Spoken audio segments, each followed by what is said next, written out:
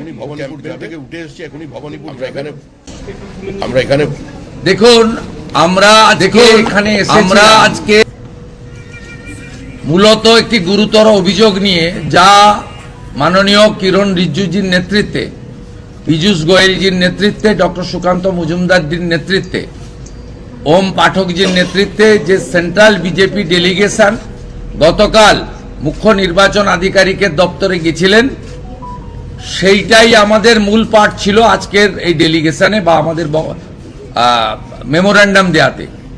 Lead করেছেন state president honourable রাজ্যসভার MP শ্রমিক ভট্টাচার্য। আমাদের রেসপেক্টেড এমপি এবং ইলেকশন কমিশন পার্টির মধ্যে সমন্বয় করার জন্য ভারতীয় জনতা পার্টি যাকে দায়িত্ব দিয়েছেন মিস্টার মহেশ শর্মা, তিনি আমাদের মধ্যে আছেন মিস্টার শিশির বাজরিয়া এবং আমাদের জেনারেল সেক্রেটারি ইনচার্জ এই সাবজেক্ট রিলেটেড মাননীয়া শশী অগ্নিহোত্রী। আমাদের মূল প্রথম বক্তব্য ছিল মমতা ব্যানার্জির বিরুদ্ধে ইলেকশন কমিশনের যে এমসিসির যে নর্মস আছে সেই অনুযায়ী ব্যবস্থা নেওয়া হোক। আমরা দুটো বক্তব্যের ক্লিপ এবং তার ভাষণের পেন ড্রাইভ জমা দিয়েছি। একটা ভাষণে তিনি বলছেন কেন্দ্রীয় আধা সামরিক বাহিনী বা ভোটের কাজে নিযুক্ত নিরাপত্তা বাহিনীদের বিরুদ্ধে তিনি বিশেষ করে নারী শক্তি মহিলাদেরকে লেলিয়ে দেওয়ার কথা বলছেন মা বোনেরা আপনারাই হাতা খুন্তি নিয়ে বেরিয়েছে এদেরকে প্রতিরোধ করুন। তো সরাসরি হিংসাতে এবং নির্বাচনের কাজে নিযুক্ত হাজার হাজার নিরাপত্তা রক্ষীকে আক্রমণ করার মধ্য দিয়ে সমগ্র নির্বাচন ব্যবস্থার উপরে উনি আক্রমণ করেছেন। দ্বিতীয়ত বলছেন ভারতীয় জনতা পার্টির কর্মীরা আপনারা জেনে রাখুন 4 তারিখের পরে পোস্টার দিয়ে বলতে হবে যে আমি বিজেপি করি না। 2021 সালে পোস্ট পোল ভায়োলেন্সের নেতৃত্ব দেওয়া মমতা বন্দ্যোপাধ্যায় তিনি আবার নতুন করে বিশ্বের সর্ববৃহৎ রাজনৈতিক দল যারা দেশ চালাচ্ছে, 21টা রাজ্য চালাচ্ছে, এই রাজ্যের প্রধান এবং একমাত্র বিরোধী দল, 2,33,00,000 মানুষের সমর্থন পাওয়া দল, তার কর্মী সমর্থকদেরকে সরাসরি খুনের হুমকি দিচ্ছেন এই বক্তব্যের মধ্য দিয়ে।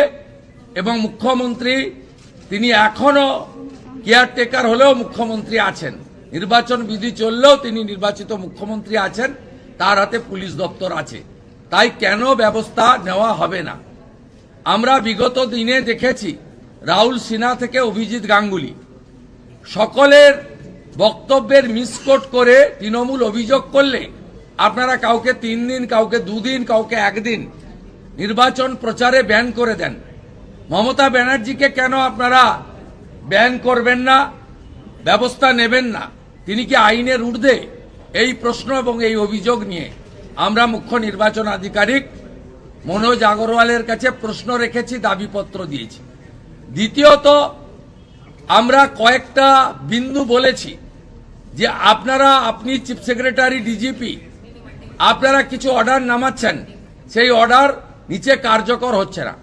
Manoj Burma director of security তিনি কিভাবে সব রাস্তা বন্ধ করে দিচ্ছেন, মুখ্যমন্ত্রী এবং তার দলের অন্যান্য নেতাদের এখনো সেই আগের মতো জনগণকে কষ্ট দিয়ে হয়রানি দিয়ে তাদেরকে এই ডাইরেক্টর সিকিউরিটি গোটা রাজ্যে ঘুরে ঘুরে এই টেন্টেড মনোজ বার্মা হস্তক্ষেপ করছেন। এটা করতে পারেন না, যা করতে হবে ডিজিপি এবং হোম সেক্রেটারির মাধ্যমে, এটা আমরা বলেছি।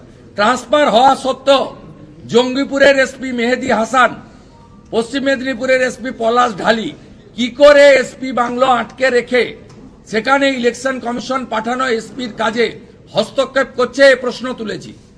এসটিএফ এ বসে থাকা জাভেদ শামীম, আইবিতে বসে থাকা বিনীত গোয়েল কেন এখনো শ্রমিক ভট্টাচার্য, শুভেন্দু অধিকারী থেকে শুরু করে মন্ডল স্তরের বিজেপি কার্যকর্তার ফোন এবং লোকেশন ট্র্যাক করছে? সে অভিযোগ আমরা দিয়েছি, আমাদের কাছেও পাল্টা তথ্য প্রমাণ আছে। অবিলম্বে সিআইডি, এসটিএফ, আইবি এবং ডাইরেক্টর অফ সিকিউরিটিতে ইলেকশন কমিশনের হস্তক্ষেপ আমরা দাবি করেছি। এমসিসি চলাকালীন পশ্চিম মেদিনীপুর পশ্চিম পাঁশকুড়ার বিজেপি প্রার্থী সিন্টু সেনাপতিকে সিআইডি ডাকে কিভাবে? জেলে থাকাকালীন বিজেপি নেতা রাকেশ সিং এর বিরুদ্ধে হেয়ার স্ট্রিট থানায় 25 মার্চ মামলা হয় কি করে? এই প্রশ্নগুলো আমরা তুলেছি।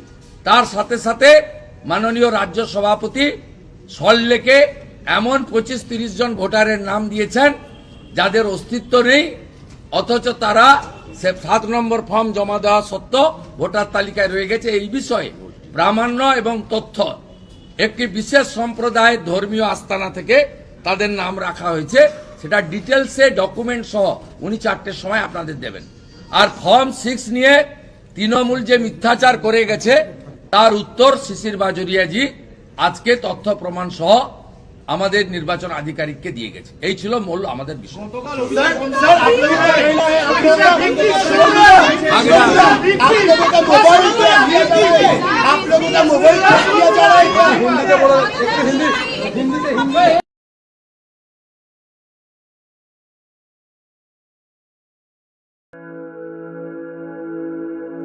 আপনি কি জটিল কিছু সমস্যায় ভুগছেন? সমাধান পেতে চান? যোগাযোগ করুন প্রখ্যাত জ্যোতিষ ও তান্ত্রিক মনসারাম ভট্টাচার্যের কন্যা মনসা কন্যার সাথে।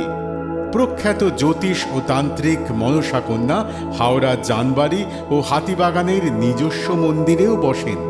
যোগাযোগ 9830106967 আর 9239655323।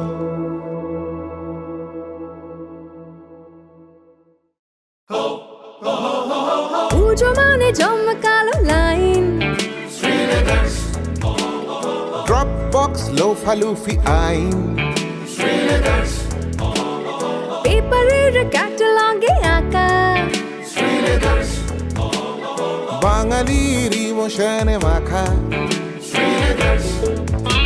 এ ভরসা কি উপায়, জার্নি পায়ে পায় পৌঁছে দেবে ঠিক ডেস্টিনেশন। বিশ্বমান শ্রীলেদার্স, খাঁটি দাম শ্রীলেদার্স। শ্রী লেদার্স, হাওড়া ময়দান।